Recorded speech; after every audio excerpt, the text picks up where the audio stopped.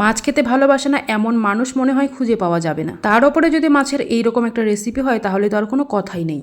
দুপুরের খাওয়ার পাতে মাছের এই আইটেমটা থাকলে খাওয়াটা বেশ জমে যাবে। আজকে আমি যেভাবে সবজি দিয়ে মাছের ঝোলটা করেছি সেইভাবে যদি একবার করো সত্যি বলছি তোমাদের মুখে লেগে থাকবে। তো রান্নাটা আমি সর্ষের তেলে করব, সেই জন্য কড়াইতে সর্ষের তেল গরম করে নিয়েছি। তেল খুব ভালো করে গরম করে নিয়ে এরপর দিয়ে দিলাম লবণ হলুদ দিয়ে মেখে রাখা রুই মাছ। এখন কেন জানি না কাতলা মাছের থেকে রুই মাছ খেতে বেশি ভালো লাগে। তার উপরে যদি হয় রুই মাছটা টাটকা আর ফ্রেশ তাহলে তো আর কোনো কথাই নেই। তো যাই হোক, গরম তেলে মাছগুলোকে একদম উল্টে পাল্টে লাল করে ভেজে নামিয়ে নিতে হবে।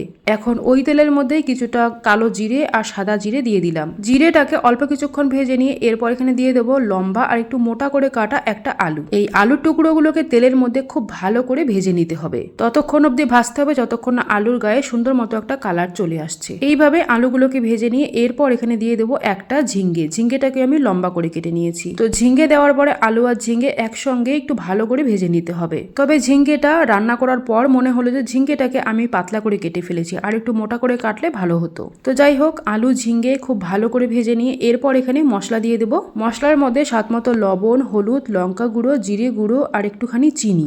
এই শুকনো মশলাগুলোকে দিয়ে আরো 1 মিনিট মতো ভালো করে কষিয়ে নিতে হবে। রান্নার মধ্যে তেল, ঝাল, নুন তোমরা কিন্তু তোমাদের নিজেদের পছন্দ মতো দিয়ে দেবে। তো যাই হোক, 1 মিনিট মতো মশলা দেওয়ার পর সবজিটাকে কষিয়ে নিয়ে এখন এখানে দিয়ে দিচ্ছি 1 চামচ মতো পেঁয়াজ বাটা আর হাফ চামচের থেকে একটু কম আদা রসুন বাটা। পেঁয়াজ আর আদা রসুনের বাটা দেওয়ার পর এরপর 2-3 মিনিট মতো কষিয়ে নিতে হবে। এইভাবে যদি তোমরা একবার ঝিঙ্গে আলু দিয়ে মাছের ঝোল করো সত্যি বলছি এতটাই ভালো লাগবে খেতে।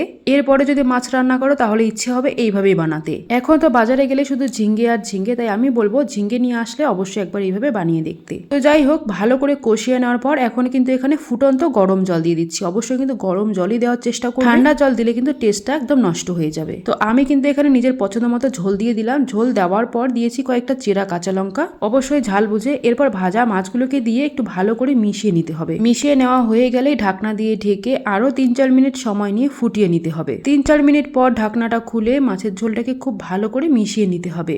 এরপর এখানে অল্প করে গরম মশলা গুঁড়ো ছড়িয়ে দিলাম। ছড়িয়ে দেওয়ার পর একটু ভালো করে মিশিয়ে নিতে হবে। এরপর লবণটাকে কিন্তু অবশ্যই চেখে দেখতে হবে। এরপর মাত্র 1 মিনিট মতো ফুটিয়েই নামিয়ে নিতে হবে। ব্যাস, তাহলেই তৈরি হয়ে গেল আমাদের ঝিঙ্গে আলু দিয়ে মাছের ঝোল, যেটা খেতে দুর্দান্ত টেস্টি হয়েছিল। অবশ্যই বাড়িতে একবার ট্রাই করে দেখবে।